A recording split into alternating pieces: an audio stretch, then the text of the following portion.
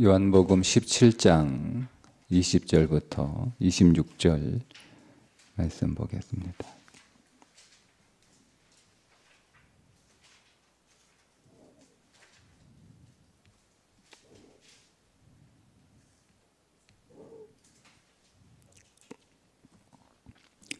내가 비옵는 것은 이 사람들만 위함이 아니요 또 그들의 말로 말미암아 나를 믿는 사람들도 위함이니 아버지여 아버지께서 내 안에 내가 아버지 안에 있는 것 같이 그들도 다 하나가 되어 우리 안에 있게 하사 세상으로 아버지께서 나를 보내신 것을 믿게 하옵소서.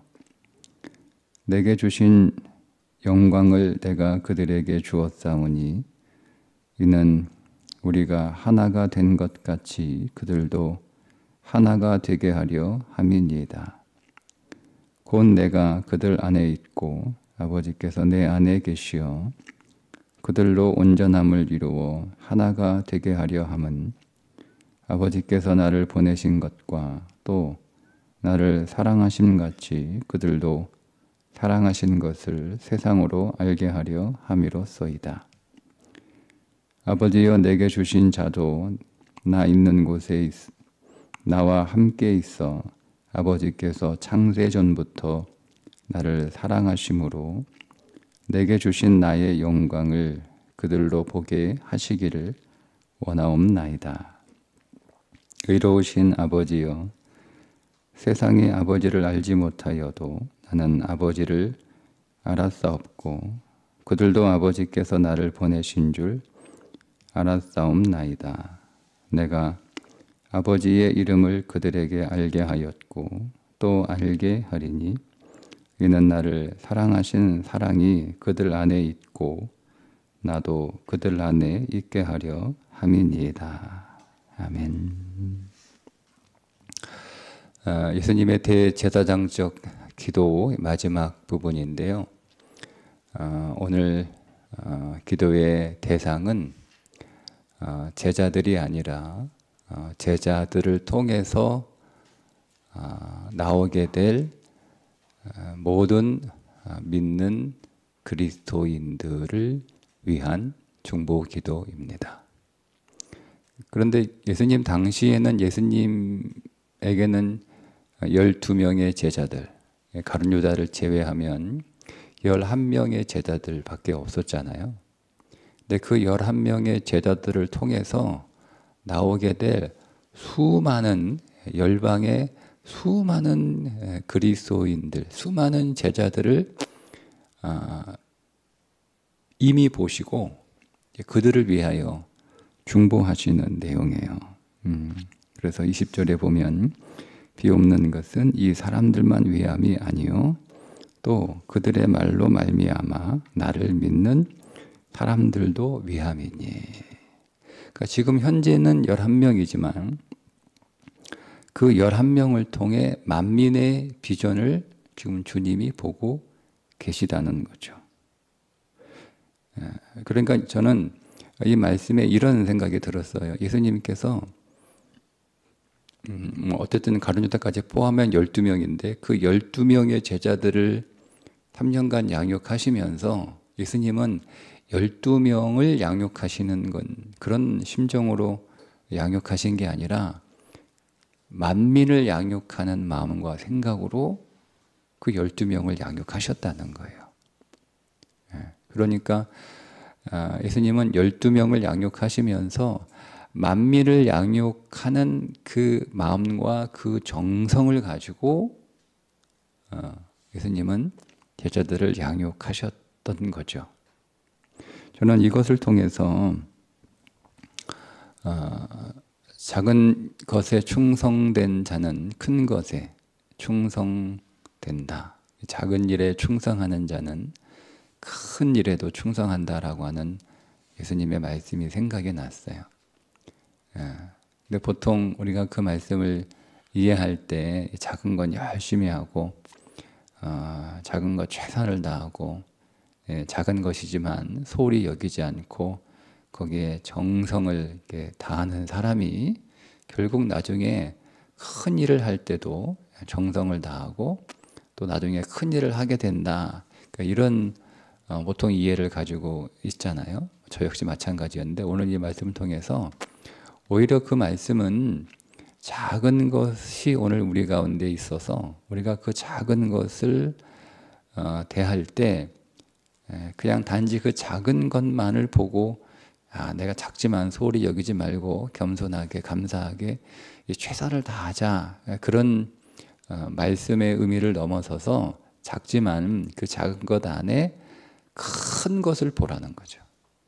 그러니까 예수님이 12명이지만 그 12명을 12명으로 보지 않고 만민을 보셨던 것처럼, 그러니까 12명을 대할 때 단지 12명을 대하는 심정으로 대하신 게 아니라 만민을 대하시는 심정으로 제자들을 대하셨던 것처럼 오늘 우리에게 어떤 작은 것들 혹은 작은 일들을 단지 그 규모나 숫자로 대하지 말고 그 작지만 그 작은 일이지만 우리가 그 안에 큰 일이 담겨져 있음을, 그 큰 것을 그것이 품고 있다라고 하는 그 비전을 가지고 우리가 그것들을 대하는 것, 그것이 주님이 오늘 우리에게 가르쳐 주신 비유가 아닌가 하는 거죠.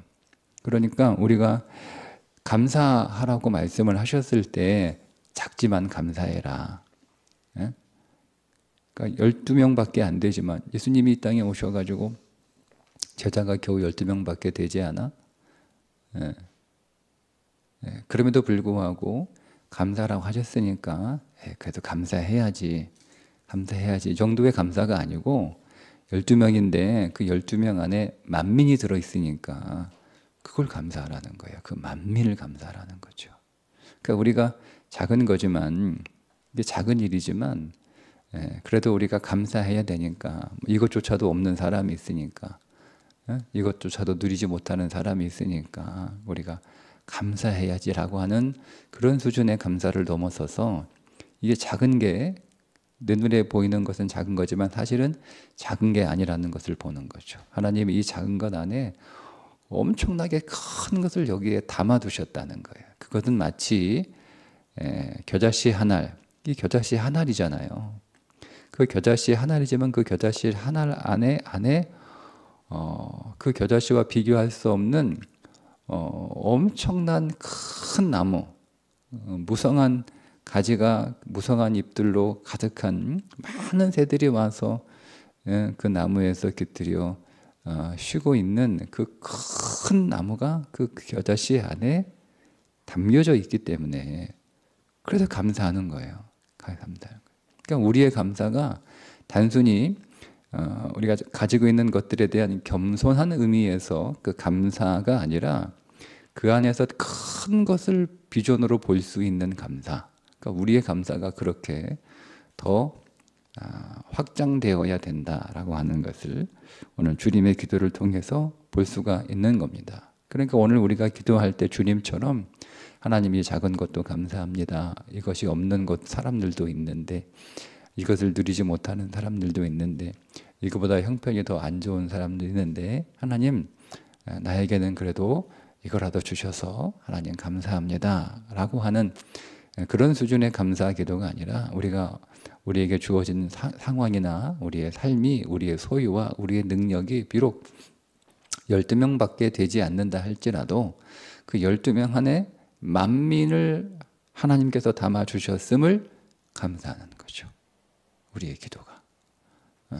그러니까 하나님 이게 12개밖에 되지 않으니까 이 12개라도 잘하겠습니다 라고 하는 그런 비전의 감사, 그런 비전의 기도를 우리가 더 넘어서서 이게 12개가 아니고 이 12개가 만민인 거야. 그래서 그것을 볼 수 있도록 기도하고, 또 그런 비전으로 기도하고, 또 그런 비전 안에서 감사하는 그런 삶이 그리스도인의 삶이다. 그것이 그리스도인에게 주신 주님의 비전이다라는 것을 우리가 알 수가 있습니다. 그런데 그렇게 만민, 12명의 제자들을 통해서 나오게 될 만민들을 위하여 예수님이 기도하시는데, 그 기도의 내용이 뭐냐면 21절이죠. 아버지요, 아버지께서 내 안에, 내가 아버지 안에 있는 것 같이 그들도 다 하나가 되어 우리 안에 있게 하사 세상으로 아버지께서 나를 보내신 것을 믿게 하옵소서. 지금 뭐 결혼 유다를 제외한 11명의 제자들은 똘똘 뭉쳐서 하나가 될 수 있겠죠. 3년 동안 같이 동고동락을 했으니까. 그런데 그들을 통해서 나오게 될 수많은 제자들은 하나가 되기가 어려우니까 그들이 하나가 되어서 그 하나됨을 통해 세상이 하나님께서 예수 그리스도를 보내신 것을, 즉 예수 그리스도를 하나님으로, 예수 그리스도를 하나님의 아들로 믿고 고백하게 하옵소서라고 하는 내용인데요. 그러면 어떻게 우리가 하나가 될까라고 하는 거예요. 지금 이 11명의 제자들을 통해서 수많은 그리스도인들이 이 땅에 존재하고 있는데, 주님이 기도하신 대로, 주님이 비전 가운데 보신 대로 지금 수많은 그리스도인들이 이 땅에 존재하잖아요. 그럼 이 수많은 그리스도인들이 하나가 되는 거예요. 뭐 우리 교회가, 성도들이 서로 그리스도 안에서 하나가 되어야 되고, 또 우리 대구에 있는 우리 교단이 하나가 되어야 되고, 또 대구에 있는 모든 교회들이, 모든 교회가 다 하나가 되어야 되고, 그럼 우리가 어떻게 하나가 되어야 하는가? 그러니까 지금 한국교회가 모든 교회와 모든 교단들이 다 하나가 돼야 된다, 연합해야 된다, 이렇게 다 이구동성으로 얘기하고 있어요. 그러면 우리가 어떻게 하나가 될까? 그리고 무엇이 하나 되는 거냐? 예를 들면 대구가 하나가 돼야 된다. 대구가 하나 될 수 있는 그 모습을 보여주는 게 이번 부활절 연합예배 때 대구에 있는 많은 교회들이, 온 성도들이 대구 스타디움에 모여서 그리스도의 부활을 찬송하고 또 기뻐하고 또 영광을 돌리는 그런 예배를 통해서 하나가 되는 것을 보여줘야 된다. 뭐 이렇게 우리가 얘기하고 또 그렇게 각 교회에 또 홍보하고 설명하고 있는데요.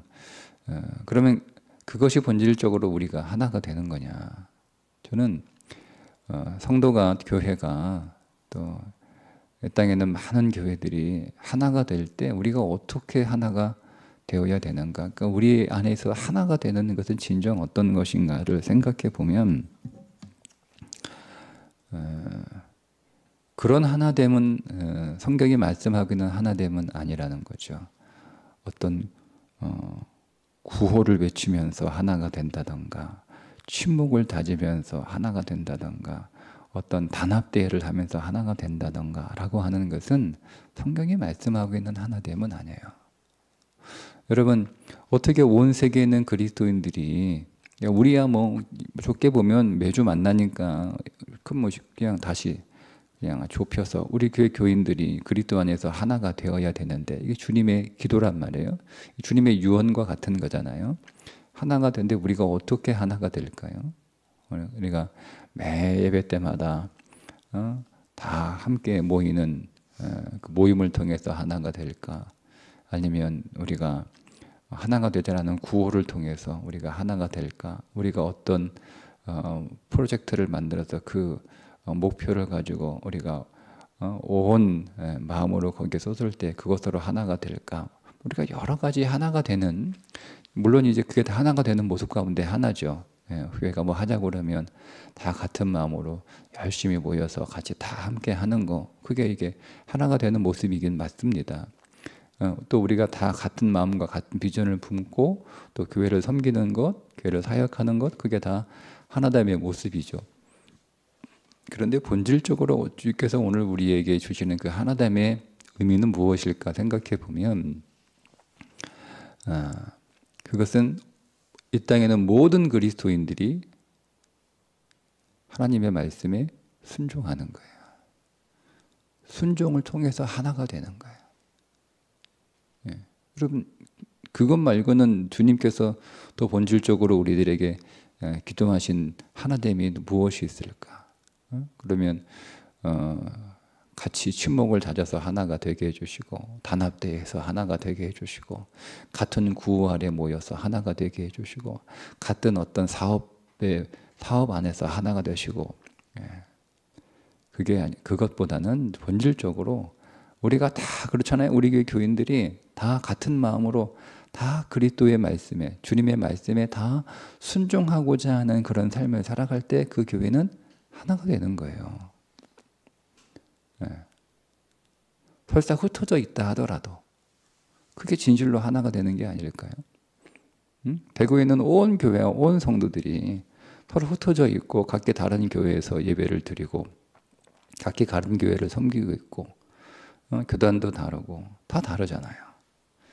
그럼에도 불구하고 대구에는 온 교회와 교인들이 성경 말씀, 하나님의 이 생명의 말씀에 다 순종하고 그 말씀에 복종하고 그 말씀을 지키려고 하는 삶을 살아갈 때 그들은 진실로 그리스도 안에서 하나가 되고 그 하나됨이 예수가 하나님의 아들이구나. 예수가 그리스도구나. 예수가 생명이구나. 예수가 오늘 우리의 구원자구나 라고 하는 것을 믿게 된다는 거예요. 우리가 여러분 대구타 되면 다 모여가지고 뭐 부활절 예배를 그렇게 유명한 게 아니라 설명을 위해서 드리는 거예요. 다 모여가지고 대구에는 모든 교회와 성도들이 다 모여가지고 예배를 드리면 사람들은 깜짝 놀라죠. 야, 대구에 있는 교회들 무시하면 안 되겠구나. 깜짝 놀 거네요. 다 모든 관공서들이 깜짝 놀래요. 그러면 이제는 교회가 뭐 하자고 그러면 그 얘기 잘 들어줘야지. 더군다나 이제 선거 앞두고, 야, 교회 이거 잘못 보였다가는 다 날아가겠다. 뭐 이런 생각을 사람들 다 갖출 수 있어요. 줄 수 있어요. 그래서 이제 교회 잘해줘야겠다. 뭐 이렇게 대구에 있는 교인들이 똘똘 뭉치니까 이거 큰 힘이 대단하다. 뭐 이렇게 우리가 줄 수 있어요. 그런데 그걸 통해서 예수가 생명이구나. 예수가 구원자이구나. 예수가 진리구나. 여러분 이렇게 생각이 들까요? 그러니까 하나 되는 이유는 뭐냐면 정확하게 주님의 말씀을 하시면서 기도하시잖아요. 아버지께서 나를 보내신 줄을 세상이 알게 해 주옵소서. 그게 하나됨의 목적이에요. 그러니까 하나됨이라고 하는 그 연합과 일치 그 자체가 목적이 아니라 그거를 통해서 예수님이 그리스도이신 것을, 예수님이 하나님이신 것을 세상에 증거하고 세상에 드러내고 세상이 그것을 보는 거죠. 그러면 여러분 그렇게 하기 위해서는 뭐가 있을까요? 온 교회와 성도들이 주신 진리의 말씀에 다 순종하고 그 말씀을 지켜 행하고 그 말씀의 길로 갈 때 세상은 비로소 예수가 그리스도인 것을 고백하고 인정할 수밖에 없다는 거죠. 그래서 오늘 우리는 하나 되기 위해서는 우리가 함께 모이고 또 우리가 함께 마음을 다해서 함께 사업도 하고 사역도 해야 하지만 본질적으로 그것을 위해서 그 전에 뭐가 있어야 돼야 진정한 일치요, 진정한 연합이요, 진정한 하나됨이 되냐? 다 그리스도의 말씀에 순종하는 삶이, 그리스도의 말씀에 순종하고자 하는 기도가 다 같은 마음으로 있을 때 그때 우리의 연합이 의미 있는 진정한 연합이 되는 것이고 그 진정한 하나됨이 되는 것이고 그것이 진정한 일치가 되는 것이다는 것을 말씀을 통해서 배우게 됩니다. 그런데 이 하나됨이 쉽지 않다는 것이 뒤에 이어지는 말씀인데 일단은 그 하나됨이 영광이라고 말씀을 하세요. 22절에 보면 내게 주신 영광을 내가 그들에게 주었사오니 이는 우리가 하나가 된 것 같이 그들도 하나가 되게 하려 함이니이다. 그러니까 교회의 영광은 하나됨이에요. 그러니까 이 땅의 모든 교회가 영광스러운 교회로 서여 있는 것은 그것은 뭐냐? 하나가 될 때. 하나가 될 때. 예, 한 말씀에 다 모든 교회와 성도가 순종할 때 그게 교회의 영광인 거죠. 교회의 영광인 거예요. 예, 교회의 영광은 여러분 다른 게 아니에요. 우리가 사단의 거짓말에 유혹에 자꾸 속으면 안 돼. 교회의 영광은 높은 건물도 아름다운 건물도 웅장한 건물도 많은 대규모의 기독교 인구도 그게 영광이 되는 게 아니에요. 진짜 영광은 뭐죠? 하나가 되는 게 영광이에요. 영광이 되는 거예요. 무엇이 영광이에요? 온 이 땅의 온 교회가 다 하나님의 말씀 앞에 무릎을 꿇고 그 말씀을 향하여 옳소이다.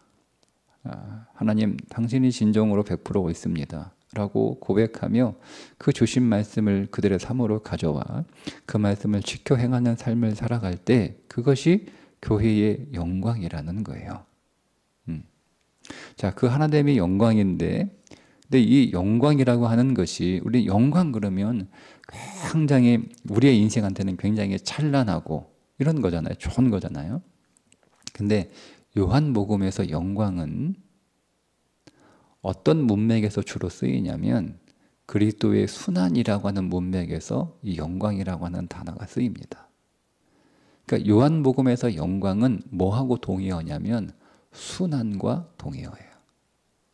그러니까 예수님께서 제자들에게 영광을 주셨다라고 하는 이 구절은 단어를 바꿔서 표현하면 요한복음 전체의 영광에 대한 이해 안에서 번역을 다시 하면 내가 제자들에게 순환을 줬다는 거예요. 순환. 그 순환이 어떤 순환이겠어요? 말씀을 지켜 행하는 삶이 제자들에게 순환인 거죠. 예수님께서 십자가에 달려 죽으시는 그 죽음을 그 성경에 요한이 얘기할 때마다 거의 언급하는 표현이 있어요. 이는 성경의 말씀을 응하게 하려 하심이라. 그렇죠.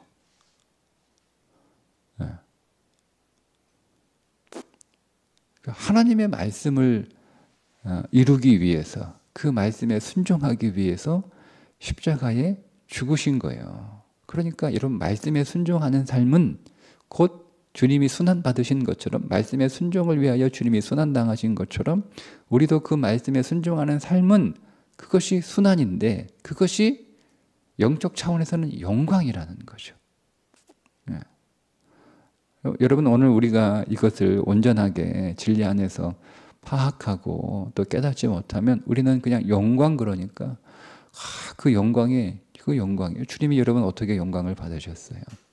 그분이 만왕의 왕이시지만 그분이 만왕의 왕으로서 천군 천사를 대동하시고 이 땅에 호령하시며 심판하시며 그런 모습으로 이 땅에 임재하시고 찾아오시고 방문하셔서 그분이 영광 받으신 게 아니잖아요.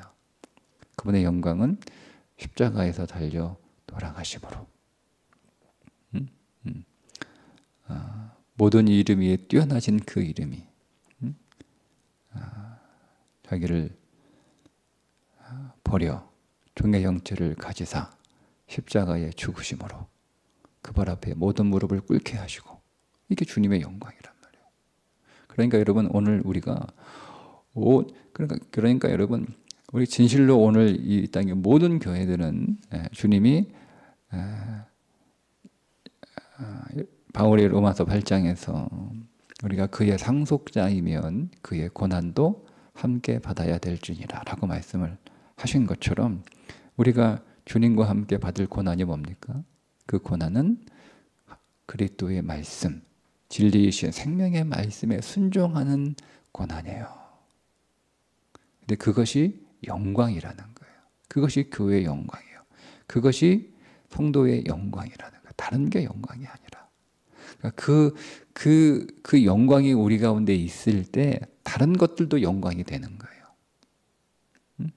내가 그리스도의 말씀에 복종하는 삶을 통해서 그것이 진리 안에서 우리에게 영광이 될 때 그 밖에 오늘 우리의 삶의 외형적인 그 많은 것들도 영광이 되는 거지.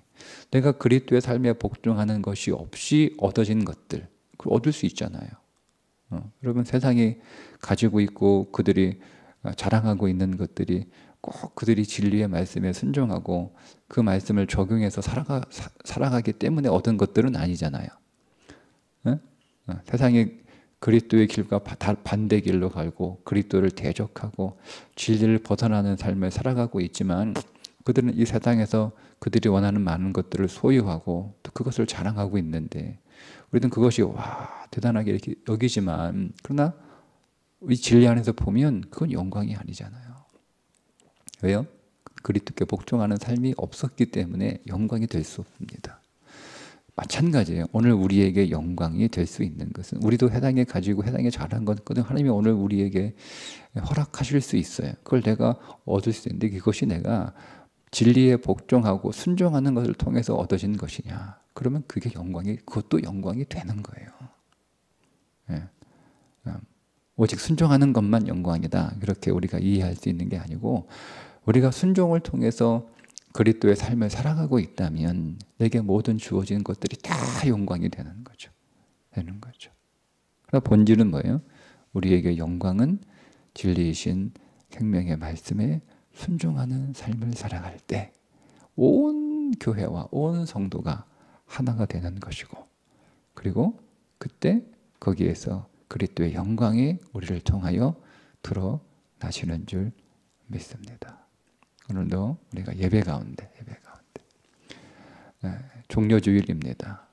그리스도가 예루살렘을 방문하실 때 많은 사람들이 환호하고 많은 사람들이 호산나 찬송하며 외쳤던 그 종려주일. 오늘 우리에게 찾아오시는 예수 그리스도 어떻게 찾아올까요?